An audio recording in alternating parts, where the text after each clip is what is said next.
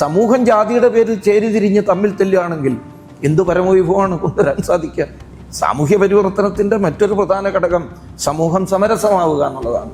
ഭാരതത്തിൽ ജാതി ചിന്ത ഉണ്ടായിരുന്നില്ല പ്രാരംഭഘട്ടത്തിൽ. ഇടക്കാലത്ത് അത് വന്നു ചേർന്നൊരു പിഴവാണ്. പ്രത്യേകിച്ച് അതിന് ആക്കം കൂട്ടി മുഗള ഭരണാധികാരവും ബ്രിട്ടീഷ് ഭരണാധികാരവും. നമ്മളെപ്പോഴും ബ്രിട്ടീഷ് ഭരണാധികാരത്തെ മാത്രമാണ് പലരും കുറ്റപ്പെടുത്തുന്നത്. കോളനിവൽക്കരണത്തിന്റെ ആദ്യ ചുവട് എന്ന് പറയുന്നത് മുഗളാക്രമണം തന്നെയാണ്. ആ കാലഘട്ടത്തിൽ തന്നെ ഈ ഹിന്ദു സമൂഹത്തിലെ ഒരു വിഭാഗത്തെ മറ്റുള്ളവരിൽ നിന്ന് അകറ്റാനുള്ള എല്ലാ ഏർപ്പാടുകളും അവർ ചെയ്തിരുന്നു. ഒരു ജാതി വിഭാഗത്തിൽപ്പെട്ടവരെ പ്രത്യേകമായി പരിഗണിച്ച് അവരുടെ സഭകളിൽ വിദഗ്ധന്മാരായി അപ്പോയിന്റ് ചെയ്യുക, ഇതൊക്കെ ചെയ്തിരുന്നു. അതിനെ കുറച്ചുകൂടി ശാസ്ത്രീയമായ വിധത്തിൽ സെൻസസിലൂടെ തന്നെ ജാതിയുടെ ഒരു വലിയ ഹൈറാർക്കി, ഒരു മുൻഗണനാക്രമം ഉണ്ടാക്കി.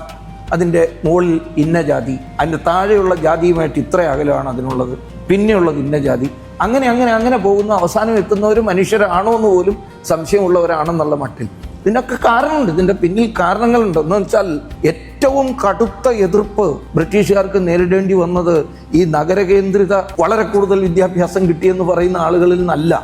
വനങ്ങളിൽ താമസിച്ച ആൾക്കാരാണ് ഹിന്ദുത്വ രക്ഷയ്ക്ക് വേണ്ടിയിട്ടുള്ള വർഷങ്ങളോളം നീണ്ടുന്ന പോരാട്ടം നടത്തിയത്. അപ്പോൾ അവരെ ഒരു വലിയ ക്രിമിനൽ ജാതിയായിട്ട് അവരങ്ങ് പ്രഖ്യാപിക്കുകയും ചിലർക്ക് ശിക്ഷ എന്നുള്ള നിലയ്ക്ക് ജോലി തന്നെ കൊടുത്തു. അന്യൻ്റെ മലം കോരുക എന്നുള്ള ജോലി കൊടുത്തു. ഇങ്ങനെയൊക്കെ പറഞ്ഞ് ശുദ്ധിയുടെയും അശുദ്ധിയുടെയും ഒക്കെ വിഷയം ഉണ്ടാക്കി ജാതിയുടെ വലിയ വലിയ കമ്പാർട്ട്മെൻറ്റുകൾ ഇവിടെ സൃഷ്ടിച്ചു. അതിപ്പോഴും തുടരുകയാണ് സത്യത്തിൽ.